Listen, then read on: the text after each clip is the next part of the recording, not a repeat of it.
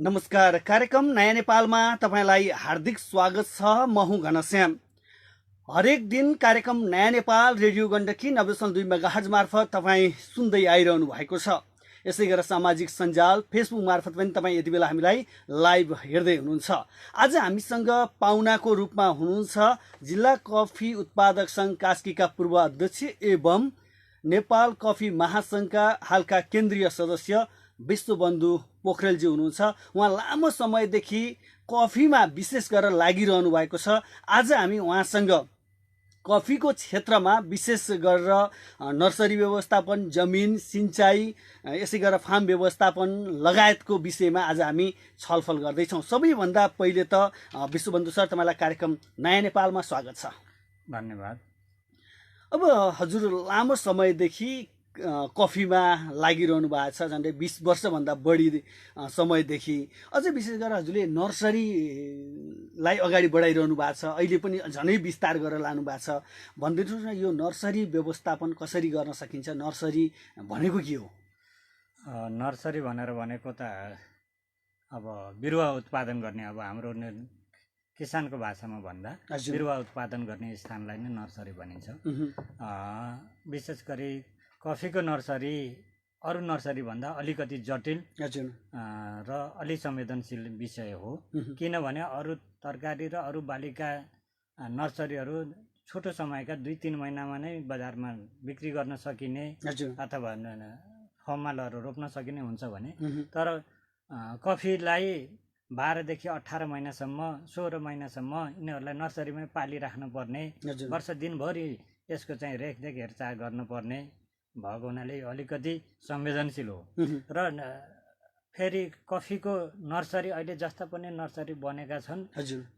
अनि झरेका बोटको फेदमा उम्रेका बिरुवाहरूलाई पनि नर्सरीका बिरुवा भनेर किसानहरूले प्रयोग गर्ने गरेका छन्। तर त्यसमा विशेष भिन्नता छ।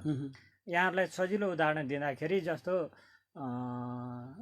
हामीले खेतमा धानको दाइँ गर्छौँ, खले गराको वरपर टन्नै धानको बिउ उम्रेको हुन्छ, तर त्यसलाई हामीले बिउ भनेर प्रयोग गर्न सक्दैनौँ। किनभने त्यहाँ रोगी धान पनि हुन्छ, राम्रो धान पनि हुन्छ, ठिमा पनि हुन्छ। त्यस्तै जस्तो कफीमा पनि त्यहाँ कफीमा 1 दिउलीय, 2 दिउलीय, 3 दिउलीय कफीका दानाहरू हुन्छन्। ती सबै उम्रिन्छन्, तर ती सबै दानाहरू फल दिन योग्य हुँदैनन्। त्यसो भएर कफीको नर्सरी अलिकति जटिल विषय हो, संवेदनशील विषय हो। यसमा कफी नर्सरी बनाउने किसानहरूले धेरै कुरा बुझेको हुनुपर्छ। उत्पादन दिने खालको बोट, रोग क्षमतासँग लड्न सक्ने खालको बोट हो कि होइन, माउबोट कस्तो छ, त्यसको चाहिँ आनी बानी, रोग किराहरूसँग सहन सक्ने क्षमता त्योसँग कति छ भनेर त्यो नर्सरी नायकले, जसले नर्सरी गर्नुहुन्छ, किसानहरूले, उहाँहरूले यो बारेमा धेरै कुरा बुझेको हुनुपर्छ। र नर्सरी सकेसम्म जहाँ आफूले खेती गर्ने हो, कास्की जिल्लाको लागि कास्की जिल्लाकै नर्सरी उपयुक्त हुन्छ। यहाँको हावापानी सुहाउँदो हुन्छ र त्यो बिरुवाले त्यहाँको हावापानीसँग मेल खाएको हुन्छ। अब बाहिरको बिरुवा ल्याउन खोजियो भनेदेखि त्यसलाई त्यो हावापानीसँग म्याच खानलाई अलिकति अप्ठ्यारो हुन्छ र कफीको बिरुवामा धेरै मर्ने सम्भावना आउँछ। अनि किसानहरूले त्यो फलान ठाउँबाट बेर्ना ल्याएको, हाम्रो त मरे भनेर भन्नुहुन्छ। त्यसमा वातावरणीय पक्ष हुन्छ, प्राविधिक पक्ष हुन्छ, अनि बिरुवाको गुणस्तरको पक्ष, यी विभिन्न कुराहरूले चाहिँ नर्सरीमा चाहिँ भूमिका खेलेका हुन्छन्। र किसानहरूले नर्सरी बनाउँदा यस्ता प्राविधिक पक्षहरूलाई पनि विशेष ध्यान दिनुपर्छ। अब यो जमिनको कुरा गरौँ न। जमिन कस्तो चाहिन्छ नर्सरी बनाउनुको लागि? विशेष गरी कफीको नर्सरी बनाउनको लागि सामान्यतया 1000 मिटरभन्दा माथिको उचाइमा कफीको नर्सरी अथवा बोट बिरुवा, फलफुलका बिरुवाको नर्सरी उपयुक्त मानिन्छ प्राविधिक दृष्टिकोणले। अब हामीले चाहिँ सुन्दै बुझ्दै पढ्दै सिक्दै आएको कुरा त्यो हो। त्यो जति माथि भयो त्यति चाहिँ रोग किराहरू कम लाग्ने र बिरुवालाई चाहिँ उपयुक्त वातावरण हुने भनेर भन्ने हुन्छ।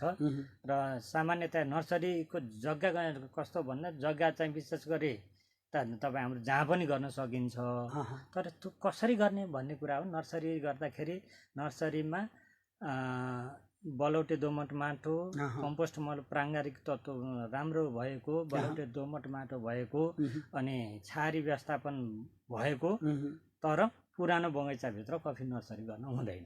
पुरानो बगैँचाभित्र गर्दाखेरि अरू जातको कफी पनि मिसिएर उम्रिन सक्छ। त्यसो गरी त्यस्तो खालको जग्गामा चाहिँ कफी नर्सरी गर्न सक्यो भने राम्रो हुन्छ। अनि यो बिरुवालाई सिँचाइको कुरा नि आउँछ, यो जुन हामी नर्सरी गर्छौँ नि त्यसलाई सिँचाइ व्यवस्थापन कसरी गर्ने? अब कफीलाई असाध्यै धेरै सिँचाइ चाहिन्छ, सिँचाइ चाहिन्छ। किनभने मैले पनि अहिले नर्सरी गरिरहेको छु। मसँग अहिले पनि 12,000 देखि 15,000 कफीका बिरुवा मसँग छन्। तर त्यसको लागि हामी प्लास्टिकको टनेलभित्र अथवा प्लास्टिक घरभित्र कफी नर्सरी गर्छौँ। यसरी गर्दाखेरि त्यहाँ सुक्खापन बढी हुन्छ। बेला बेलामा 1 दिन बिराई 2 दिन बिराई मौसम हेरेर नर्सरीमा सिँचाइ गर्नुपर्छ। तर अब जेठबाट यता श्रावणसम्म हामीलाई यो माथिबाट पानी पर्ने भएको हुनाले कफीको नर्सरीमा अब सामान्य राम्रो नर्सरी गर्ने हो भने के गर्नुपर्छ भन्नुहुन्छ भने तपाईँको एउटा तल चाहिँ ग्रिन नेटको जाली, एउटा जाली, अनि हिल नेट पनि हुनसक्छ अर्को ग्रिन नेटको, अनि त्यसमाथि प्लास्टिकको युभी प्लास्टिकले हामीले कभर गरेका हुन्छौँ। र हार्डेनिङ गर्ने भनेर भनिन्छ त्यसलाई, बिरुवालाई घाम पानीसँग सहन सक्ने बनाउने। त्यो बनाउनको लागि के गर्छौँ भने हामी त्यो प्लास्टिकलाई हटाइदिन्छौँ र अनि सिधै पानी पनि पर्छ, घामका किरण पनि पर्छन्। अनि बिरुवाले पहिला त प्लास्टिकभित्रै थियो, अहिले हामी जसरी यो कोठाभित्र बसिरहेका छौँ। अब यसको अलावा हामी बाहिर बारदलीमा बस्छौँ नि, त्यहाँ बस्दाखेरि हामीले बाहिरको पनि इन्भाइरोमेन्ट त बुझ्यौँ। हो त्यो खालको चाहिँ यसरी म्यानेजमेन्ट गर्ने पर्छ। र त्यसको लागि यो 4 महिनाको सिजनमा कम सिँचाइ भए पनि पुग्छ। अरू बेला चाहिँ यसलाई 1 दिन बिराई सामान्यतया सिँचाइ गर्दाखेरि बेलुका पख गर्ने, बिहानमा नगर्ने, बेलुका पख गर्नुपर्छ। त्यसो गऱ्यो भनेदेखि हुन्छ। र माइक्रो न्युट्रनहरू भनेको सूक्ष्म खाद्य तत्त्वहरू पनि बेला बखतमा दिनुपर्छ।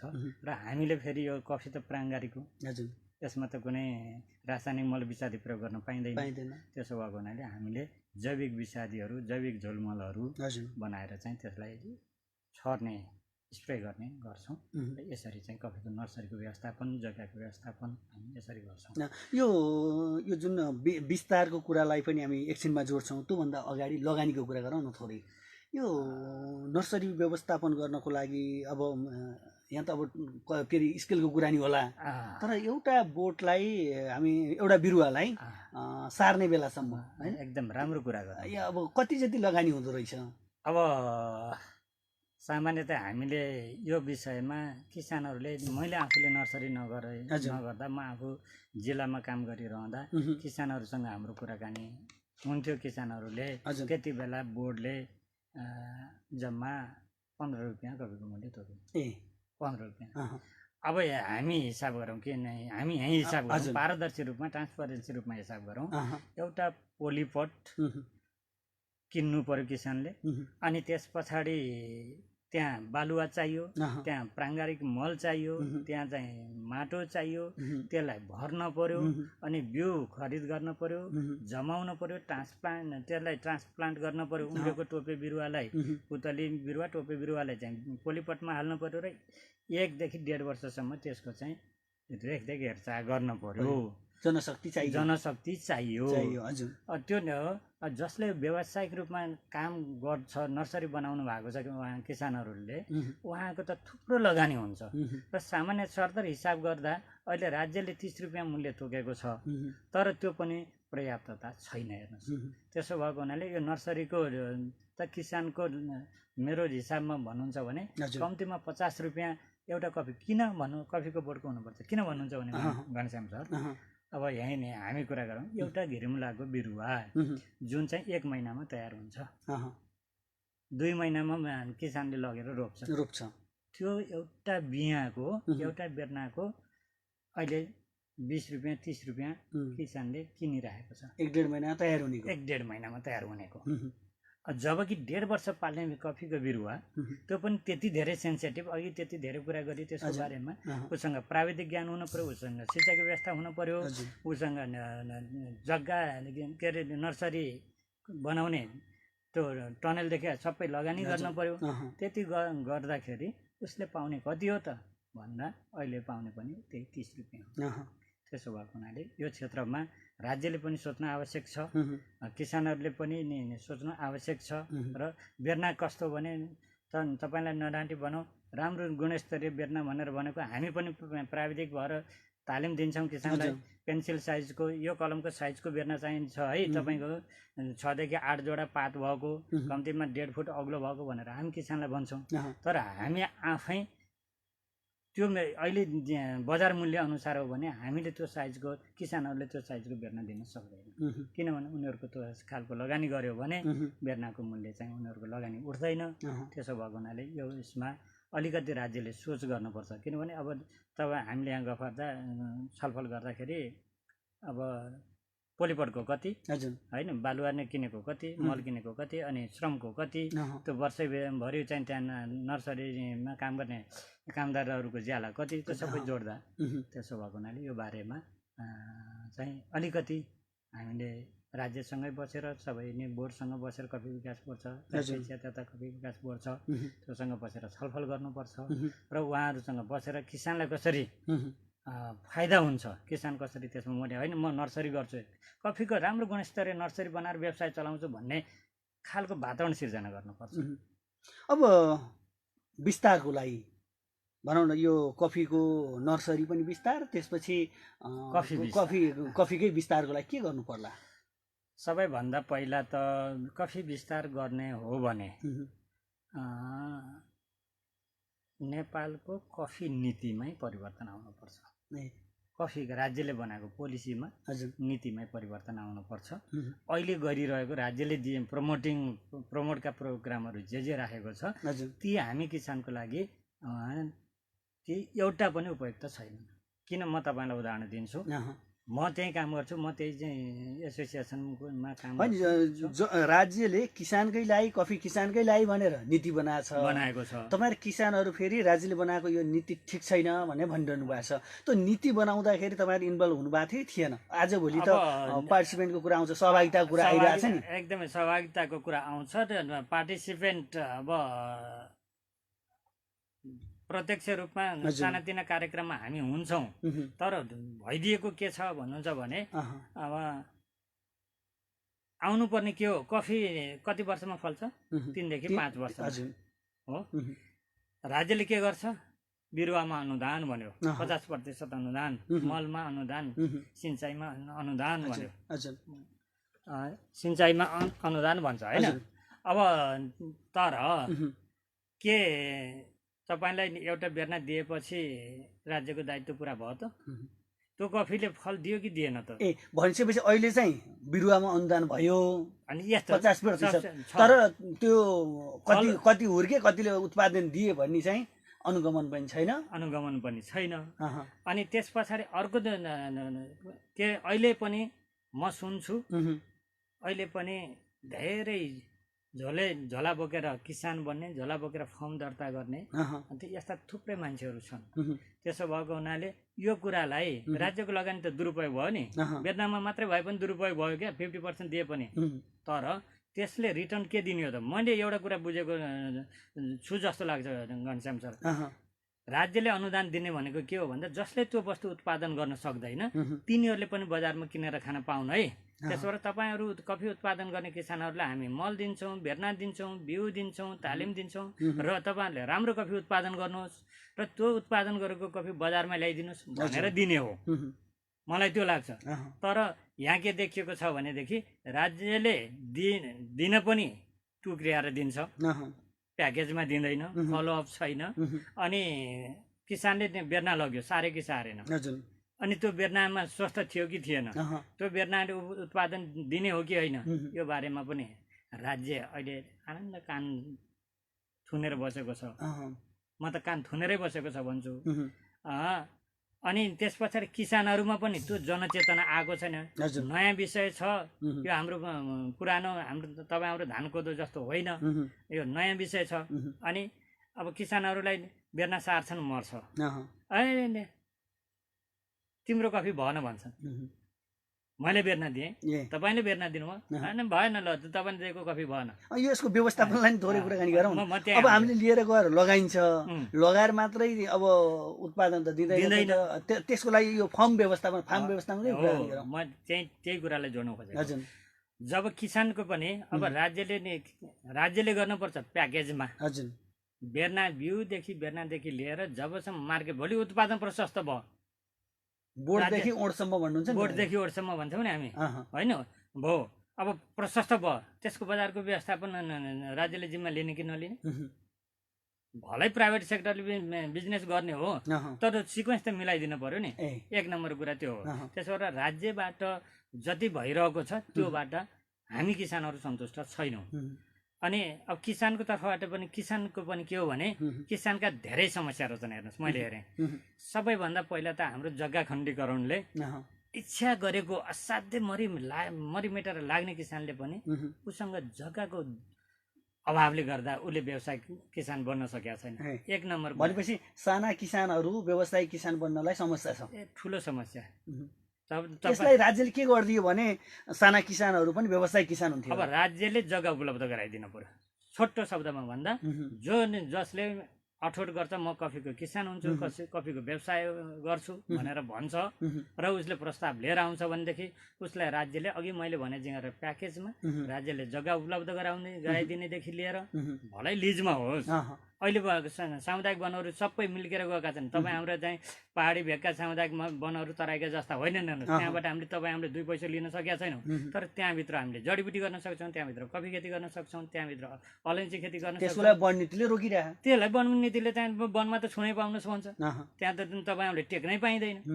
सामुदायिक वनको कुरा गर्नुहुन्छ भने अब एउटा कुरा राज्यले जग्गा उपलब्ध गराइदिनु पर्यो। राज्यले प्राविधिक यसलाई कसरी हेर्नु भएको छ? यो जुन वन नीति छ नि, जस्तो चिया र कफीलाई सँगसँगै लिएर गइदिएको भएर अब वनमा चिया लगायो भने त फेरि रुखहरू काट्नु पर्ने भयो, तर कफीलाई त छारीले काम गर्छ।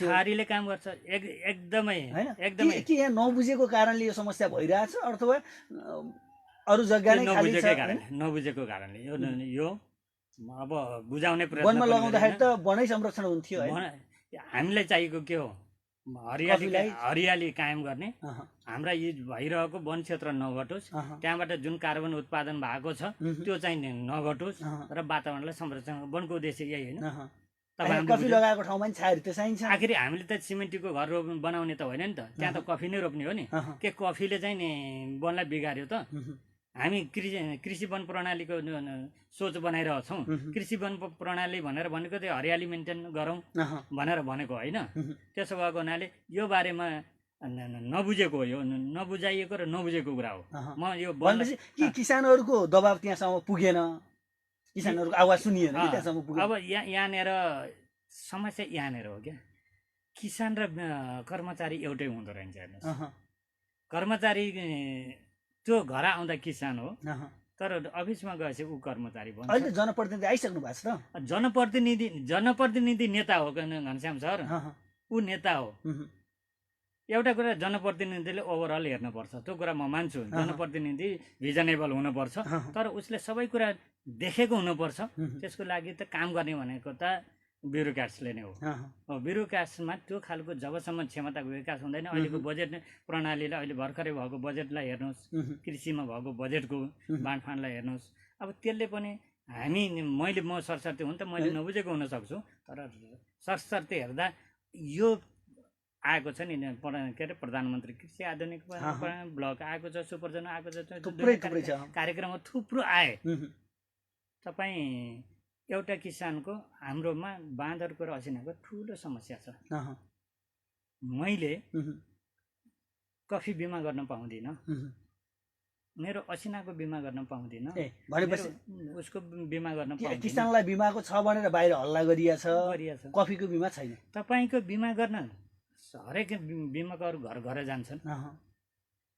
एकजनाले होइन 7वटा कम्पनीले तपाईँलाई सोध्छन्, हजुर के तपाईँको अहिलेसम्म तपाईँको बारीको बारेमा, तपाईँको खेतीको बारेमा राज्यले कोही मान्छे पठाएको छ?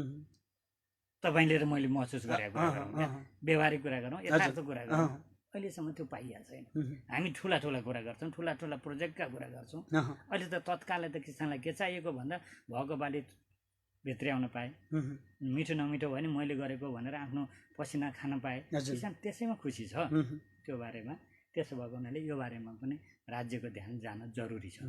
यो जुन अहिले हजुरले यी कुराहरू भनिरहँदाखेरि कफीमा साँच्चै सम्भावना छ, तर राज्यले नहेरेको कारणले हामी पछाडि पर्यौँ भन्ने लागिरहेको छ, एकदमै अथवा आफू किसान भएको नाताले मात्रै होइन, होइन, होइन। यो क्षेत्रलाई हेरोस् भन्ने छ? म किसान मात्र होइन, हेर्नु, म आफैले Nepal blue mountain organic form भनेर प्रालिनी दर्ता गरेर होइन लामो समयदेखि काम गर्दै आएको छु। तपाईँलाई पनि थाहा छ, तपाईँ हामी धेरै एक्सपोहरूमा सँगै बस्यौँ, सँगै गऱ्यौँ। तपाईँ हामी बसेर फ्रीमा कफी खुवाएर होइन ल खाऊ हाम्रो कफी चाखाऊ भनेर, नेपाली कफी कस्तो भनेर कपमा चिनी हालेर नहालेर दुध हालेर कति गरियो। त्यो तपाईँ हामीले सँगै गरेका काम हो, तपाईँ साँच्चै हुनुहुन्छ। त्यो गऱ्यौँ, त्यसको रिजल्ट अहिले हेर्नुहोस् त, तपाईँ हाम्रा भाइ बहिनीहरूले कफी खाने भएका हुनाले पोखराभरि 100-150वटा क्याफेहरू मात्रै खुले। त्यो त तपाईँको र मेरो योगदान हो नि। तपाईँ हामी जस्ता यो कृषिमा लाग्नेहरूको हामीले प्रमोट गरेका थियौँ, त्यसले हो नि। हो, अब यसले के देखियो त, अब नेपालमा के कफी बिक्री हुँदैन? हिजो कफी बिक्री भएन भनेको थिएँ, कफी त बिक्री भयो त। बाहिर पठाउनु पर्दैन, अहिले बाहिर पठाउनु पर्दैन, नेपालमै कफी पुगेको छैन हो, एक नम्बर कुरा। दोस्रो कुरा, नेपालमा कफीलाई चाहिने भनेर भनेको छहारी युक्त ओसिलो जग्गा हो। त्यो त तपाईँ हाम्रो डाँडापाखा सर्लकै छन्। अहिले 11 लाख हेक्टर जग्गामा कफी खेती गर्न सकिन्छ भनेर त बोर्डले निकालेको छ, रिपोर्ट नै निकालेको छ। जग्गा पनि प्रशस्त छ, सम्भावना पनि प्रशस्त 11-12 लाखमा छ नि त होइन भने, जग्गा पनि छ, सम्भावना पनि छ। केले रोक्यो त? कार्यान्वयन प्रक्रिया र नीतिले रोक्यो। किसानसँग पहुँच। अब अर्को कुरा यहाँ सम्झिहालेँ, यो सायद किसान तपाईँले मलाई बोलाएको अहिलेसित 7 पटक भयो होला। म तपाईँ कहाँ आउनलाई मलाई यति धेरै तपाईँलाई लाग्यो होला यो मान्छे किन आएन भन्ने, तर म वास्तविक किसान त व्यस्त हुन्छ नि त। मलाई त फुर्सदै छैन, भन्न खोजेको के हो भने, किसान यसरी लबिङ गर्न, किसान अफिसमा धाउन भ्याउँदैनन् किसानहरू। उनीहरूलाई आफ्नै बाली ततेर्न पर्छ, पसिनाले ढुटी माटी पारेको हुन्छ, त्यसैलाई सम्हाल्नु पर्ने हुन्छ, रोपाइँको बेला हुन्छ, गोडमेलको भनेर कामको बेला हुन्छ। त्यसो राज्यको पहुँच त्यहाँ पुग्न पर्छ, राज्यको दृष्टिकोण त्यहाँ पुग्न पर्छ। त्यसो गर्न सकियो भने, यो कुरा यो सन्देश पुर्याउन सकियो भने, अनि किसानले यही कार्यक्रम तपाईँ र म त्यही मेरो गाउँमा गर्न पाएको भएदेखि गण्डकी टेलिभिजन हाम्रो गाउँमा आयो, हामी त्यहाँ हजारौँ जनाको बिचमा चाहिँ रमाइलो गरी कार्यक्रम गर्थ्यौँ। ओहो, यो क्षेत्रमा त यसरी किसान सञ्चार मिडियाहरू आउँदा रहेछन्, सरकारी समेतहरू आउँदा रहेछन् भन्ने हुन्थ्यो। त्यसले एउटा खालको मोटिभेसन गर्थ्यो, त्यो प्रेरणा मिल्थ्यो। त्यसो भएर राज्यको पोलिसी किसान केन्द्रित हुनुपर्छ, किसानलाई मोटिभेटेड गर्ने हुनुपर्छ भन्ने लाग्छ। अलिकति अब यो मूल्य श्रृङ्खलालाई थोरै जोडौँ न। यो कफीको मूल्य खासलाई कति छ? फेरि यति बेला हामीलाई लाखौँ श्रोताहरूले सुनिरहनु भएको छ, किसानहरूले सुनिरहनु भएको छ, कति कफी खेती गर्न खोजिरहनु भएको छ, कतिले गरिरहनु भएको छ, उहाँहरूलाई पनि जिज्ञासा लाग्ला। यो यसमा आबद्ध भइरहेकोलाई त मूल्य श्रृङ्खलाको बारेमा त्यति धेरै भनिरहनु नपर्ला, तर जो नयाँ हुनुहुन्छ उहाँहरूलाई चाहिँ आवश्यकता पर्ला, यो बारेमा अलिक जानकारी दिनु न। सरसर्ती भन्दा कफीको बजार राम्रो छ। जो कहिले पनि कफी खेती गर्न चाहनुहुन्छ भने म हरेक किसानहरूलाई जसको घर जग्गा 800 मिटरदेखि माथि 1600 मिटरको उचाइमा अत्याधिक शीत र तुषारो नपर्ने ठाउँ छ भने र जग्गा अहिले बाँझोकरण हुँदै गएको छ, त्यस्तो जग्गा छ, उहाँहरूले चाहिँ भोलि त्यो जग्गा झाडीमा परिणत हुँदैछ। अब जागिर खान्छ, गाउँमा जग्गा बाँझो छ। अब त्यो जग्गाको सदुपयोग कसरी गरौँ भन्ने धेरै किसानहरूलाई, धेरै अहिले त्यस्ता युवाहरूलाई चिन्ता छ। अझै सरकारले बाँझो जग्गा राखे, अब ट्याक्स लगाउने है भनिदिइसकेपछि अझै चासो बढेको छ। र उहाँहरूले चाहिँ मसँग पनि, म कहाँ धेरै किसानहरू आउनुहुन्छ, युवाहरू, अहिले त युवाहरू आउनुहुन्छ, अनि त्यहाँबाट उहाँहरू होइन सर तपाईँले यो गर्नुभएको छ, म पनि गर्ने चाहना छ, के गरौँ भनेर भन्नुहुन्छ। उहाँहरूलाई मैले यो कृषि ब्याङ्क प्रणालीको बारेमा चाहिँ अलिअलि उहाँहरूलाई चाहिँ सोच आइडियाहरू चाहिँ सेयर गर्छु। तपाईँ जागिर हुनुहुन्छ, व्यवसाय हुनुहुन्छ, व्यापार गर्नुहुन्छ भने पनि यो किसिमबाट जानुभयो भने तपाईँको जस्तो कफी अरू बाली भनेको एकल हुन्छ, यो हजुरहरूले पनि बुझ्नुपर्ने क्या। तपाईँ सुन्तला खेती गर्नु, सुन्तला मात्रै हो। अरू फलफुल खेती गर्नु फलफुल मात्र। तर कफी मात्र यस्तो विषय जुन बहुबाली हो। किनभने कफी आफूलाई छहारी चाहिन्छ, छहारी चाहिने बित्तिकै अरू उहरू रोप्नु पर्यो। त्यसो भएको हुनाले अरू फलफुलका बोटहरू रोप्नु पर्यो। त्यो हुँदाखेरि फलफुलबाट पनि आम्दानी हुने, कफीबाट नि आम्दानी हुने, दोहोरो फाइदा भयो नि किसानलाई। अनि ल एकछिन मानिलिनुहोस् कफी भएन, अहिले मार्केटमा एकदम चलेको एभोकाडो छ हो, म्याकाडेमिया नट छ, यिनीहरूको बजार बढ्दै गएको छ। भनिसकेपछि एभोकाडो त्यसपछि म्याकाडेमिया नटलाई लगाएर पनि त्यहाँ मुनि कफी लगाउन सकियो।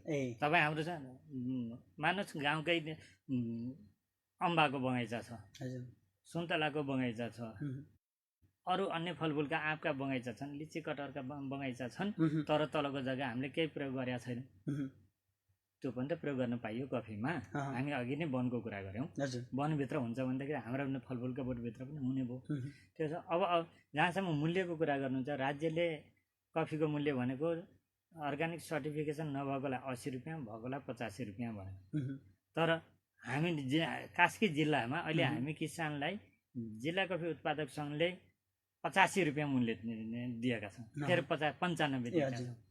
किन भन्दा किसानहरू प्रेरित हुन्, 10 रुपियाँ किलोमा बढी पाए नि भनेर प्रेरित हुन् भनेर त्यसरी चाहिँ मूल्य बढाएर दिएका छौँ। र बजारको चाहिँ समस्या छैन, मूल्य पनि राम्रो छ। अहिले 95-100 भनेर भनेको अहिले हाम्रो कृषि वस्तुमा त्यतिको मूल्य भएको विषय किलोको हिसाबले गोल्डमा तपाईँ भर्खर टिप्दै गरेको त्यो चेरीको हो, चेरीको मैले चेरीकै कुरा गरिरहेको छु। किसानले त चेरी बनाउने हो। अब यहाँ के छ भनेदेखि अब हामीले राज्यले अब यसलाई यो मूल्य श्रृङ्खलालाई यहाँ तपाईँले कुरो ल्याउनु भयो, मूल्य श्रृङ्खलालाई वास्तविक रूपमा यसको भ्यालु एडेड गर्ने हो भनेदेखि यो सङ्कलन केन्द्र राज्यले निर्धारित गर्नुपर्छ।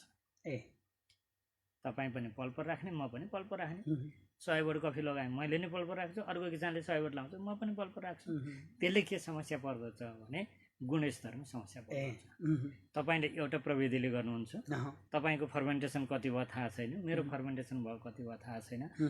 हाम्रो कफी भनेको स्पेसियालिटी कफी हो, स्पेसियालिटी बजारमा जाने कफी हो, नर्मल कफी होइन, अरू राज्यले उत्पादन गरे जस्तो होइन। हाम्रो कफी भनेको उच्च हिमाल कफी। मेरो कफीकै नाम हिमाल अर्ग्यानिक कफी हो, मेरो प्रोडक्टकै नाम। त्यसो भएर यो हिमाल कफी विदेशीहरूले आउँछन्, वाह हिमालयन कफी भन्छन्, बगैँचामा बस्छन्, वाह हिमाल त किने भन्छन्। हाम्रो त्यस्तो खालको गुणस्तरको कफी हो। त्यसो भएर यसो हुनाले मूल्य श्रृङ्खला भ्यालु एड गर्नलाई हो भने कि हामीले गुणस्तरको मेन्टेन गर्न। र अर्को कास्की जिल्लामा कफी कति उत्पादन भयो भनेर तपाईँ डाटा खोज्नुभयो भने म जिल्लाको अध्यक्ष भए तापनि तपाईँलाई डाटा दिन सक्दिनँ। किन भन्नुहोस् भन्दा यहाँ कफी सङ्कलक पनि दुलादुलै पस्छन्, किसान पनि कसले 2 रुपियाँ बढी दिन्छ भन्छन्। ठिक छ, किसानले माग्नु त उसले आफ्नो उत्पादन गरेको 2 रुपियाँ बढी खोज्छ, त्यो स्वाभाविक हो। तर के राज्यले 2 रुपियाँ इन्सेन्टिभ राख्न सक्दैन? ल फलानु कफी सेन्टरमा लगे तपाईँले पाउने कफीको मूल्य यति भनेर एउटा नीति ल्याओस् त। अनि राज्यलाई थाहा हुन्छ कि टोटल उत्पादन कास्की जिल्लामा कति भयो त, ल गण्डकी प्रदेशमा कति भयो, नेपालको उत्पादन कति भयो, सबैको डाटा आउँथ्यो। अब अहिले त कुन व्यापारीले कहाँबाट कफी उठाए पनि थाहा छैन, कहाँबाट कफी आयो पनि थाहा छैन, कफी कहाँबाट आएको छ त्यो पनि थाहा छैन, कफी कसले लग्यो त्यो पनि थाहा छैन। अनि यसले गर्दाखेरि त हामीले एक्चुअल डाटा छैन। अनि यो पनि गएर चाहिँ त्यो मूल्यसँग जोडिन्छ। जति हामीसँग भोल्युम भयो, क्वालिटी भयो, भोल्युम भयो, हामी अलि डरिएर बोल्न सक्छौँ। मार्केटमा चाहिँ ए हामीसँग यति कफी छ, यो क्वालिटीको छ भन्न सक्छौँ। अब त्यसलाई टुक्रा टुक्रा टुक्रा गरेर बाँड्यौँ भने त त्यसले त केही अर्थ राख्दैन। यो चाहिँ समस्या भएको छ। जस्तो अब तपाईँको अहिले पनि पोखराको पार्चमेन्ट कफीको मूल्य कास्कीको भनेको 580 रुपियाँ हो। हेर्नुहोस्, किसानलाई असाध्यै राम्रो मूल्य हो यो। किसानलाई मेरो विचारमा यो असाध्यै राम्रो मूल्य हो। अब त्यो पनि अब 600 सम्म पनि चलेको छ, किसानले पाएका छन्, त्यो चाहिँ राम्रो पक्ष हो। किसानले बढी मूल्य पाउनुपर्छ। जति सक्यो बढी मूल्य पाउनुपर्छ। तर किसानले मूल्य पायो, उपभोक्ताले गुणस्तर पाएन भने के हुन्छ? अब मूल्य श्रृङ्खला त्यहाँ फेरि फेल खान्न, उता क्वालिटी घट्ने हो, यतापट्टि चाहिँ प्राइस बढ्ने। यसले फेरि तपाईँ र म दुइटै दुविधामा। तपाईँ म राम्रो कफी खाँदैछु एकदमै राम्रो भनेर तपाईँ भनिरहनु भएको छ, तर महसुस के गर्नुहुन्छ भने होइन कतै यो कफी मलाई त मन परेन, यति धेरै पैसा तिरेँ होइन, एउटा कफीको 250 रुपियाँ तिरेर खाइन्छ, त्यो खाँदाखेरि एउटा गर्व फिलिङ हुन्छ नि। त्यसो भएको हुनाले यो बारेमा मूल्य श्रृङ्खलाको बारेमा अब त्यति धेरै म त जान्दिनँ, तर यी फ्याक्टरहरूले ठुलो काम भनेपछि गुणस्तरीयतालाई नि कायम गर्नु पर्यो। अब घर घरमै पल्पर मेसिन राख्ने भन्दा पनि यसलाई गुणस्तर कसरी बनाउने हैन, यसलाई आधुनिक मेसिन आधुनिक हैन गुणस्तरीय। अब पहिलो कुरा त किसानहरूलाई भोलुममा उत्पादन गर्ने वातावरण बनाउन पर्यो, एक नम्बर कुरा। त्यसको लागि उसलाई सिँचाइ चाहियो, मल चाहियो, प्राविधिक चाहियो, पुँजी चाहियो। यी कुराहरूको व्यवस्थापन राज्यले गर्न पर्यो एक नम्बरमा।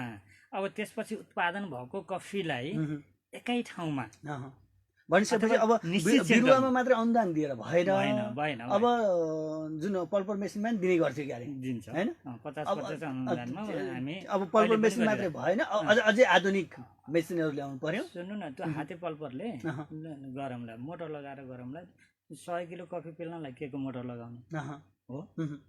हामीले त 2-4 हजार किलो कफी पेल्न पाए पो किसानले के एउटा कुरा त्यो। यहाँ त के अघि नै भने मैले, तपाईँ कहाँ 100 बोट कफी छ, तपाईँ 1 हप्ता छुट्टी पाउनुहुन्छ नि, छुट्टी भयो भने कफी आगो पेलेर आउनुहुन्छ क्या। म त्यही गर्छु। यसरी चाहिँ भएन एउटा कुरा। त्यसो भएर मेरो भनाइ भनेको भोलुममा हामी कफी उत्पादन गरौँ एक नम्बरमा। दोस्रो कुरो, कफी राज्यले दिने जुन अनुदान छ, जति लगानी गरिरहेको छ, त्यो लगानी गर्ने प्रक्रियालाई प्याकेजमा लैजाउँ।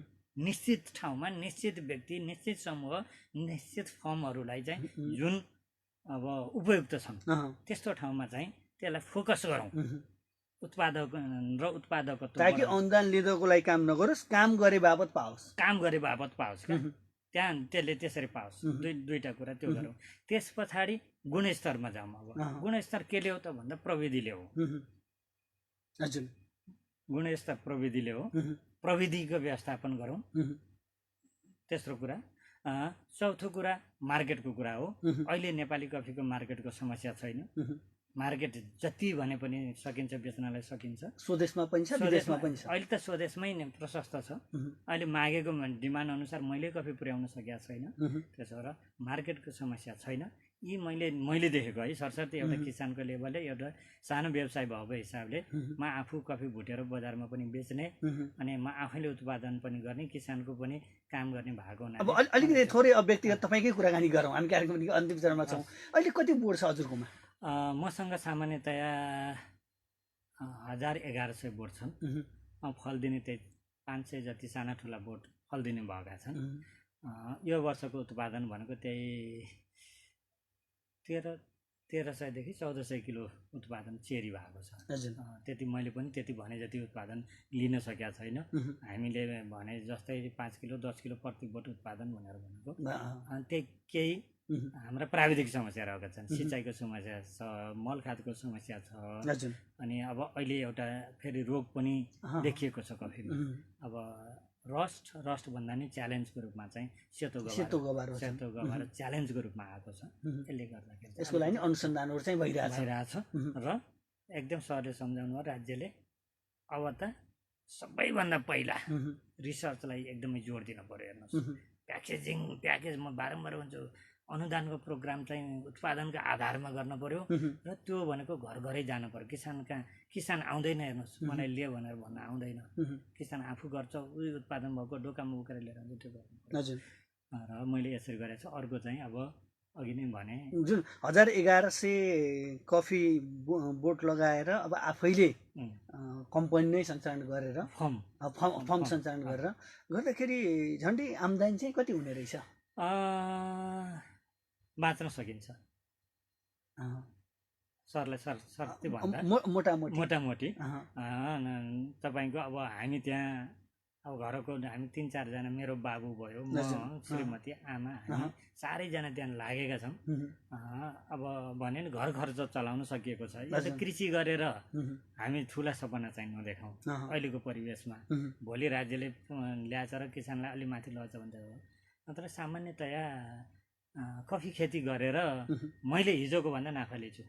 बारीमा कोदो मकै, जुन तपाईँहरू पहिला जाँदाखेरि कोदो मकै लगाएको बारीमा अहिले कफी छ, तर त्यहाँबाट सामान्यतया एक हलमा हिजो हामीले 15-16 हजार 20 हजारको उत्पादन गर्नेमा अहिले 40,000 50 हजारसम्मको कफी चाहिँ कलेक्सन गरेका छौँ भनेको यो त राम्रै हो।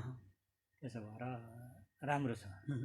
भनेपछि जीविकोपार्जनको लागि जीविकोपार्जनको लागि र स्वाभिमानले हेर्नु एकदमै के गरी चाहिँ खेती गर्छ नि। अहिले साथीहरूले होइन तपाईँले कफी खेती गरेर राम्रो गर्नुपर्छ, हामी पनि तपाईँको बाटो पछ्याउँछौँ भन्दा किसान भन्दा कफी उद्यमी भइसक्नु भएको छ। अलि सानो सानो उद्यम सुरु गरेको छु। त्यसले गर्दाखेरि अलिकति एक स्टेप माथि जाने प्रयत्नमा छु। अब कार्यक्रम निकै अन्तिम चरणमा छौँ, के भन्नुहुन्छ? एकदमै यो हाम्रो गण्डकी टेलिभिजन, रेडियो गण्डकी र तपाईँ लगायत यहाँ सम्पूर्ण स्टाफलाई धेरै धेरै धन्यवाद। हामीलाई यो अवसर दिनुभयो। यस्ता कार्यक्रमहरूले अलिकति किसानहरूलाई जनचेतना वृद्धि गर्ने काममा हाम्रा कुराहरूले सहयोग पुर्याओस्। यो अवसरको लागि चाहिँ समयको लागि र अवसरको लागि हामीलाई फेरि धेरै धन्यवाद। हजुरलाई पनि धेरै धेरै धन्यवाद छ यो समय र संवादको लागि। आदरणीय श्रोता दर्शक, आजको कार्यक्रम तपाईँलाई कस्तो लाग्यो? सुझाव सल्लाह प्रक्रियाको हामी अपेक्षा गर्छौँ। आज हामी जिल्ला कफी उत्पादक सङ्घ कास्कीका पूर्व अध्यक्ष एवं नेपाल कफी महासङ्घका हालका केन्द्रीय सदस्य विश्वबन्धु पोखरेलज्यूसँग कुराकानीमा जुट्यौँ। यतिन्जेलसम्म कार्यक्रम सुनेर साथ दिने तपाईँ सबैलाई धेरै धेरै धन्यवाद छ। प्राविधिक साथी अनितासँगै आजको श्रृङ्खलाबाट म घनश्याम बिदा हुन्छु। तपाईँ भने रेडियो गण्डकी सुन्दै गर्नुहोला। नमस्कार।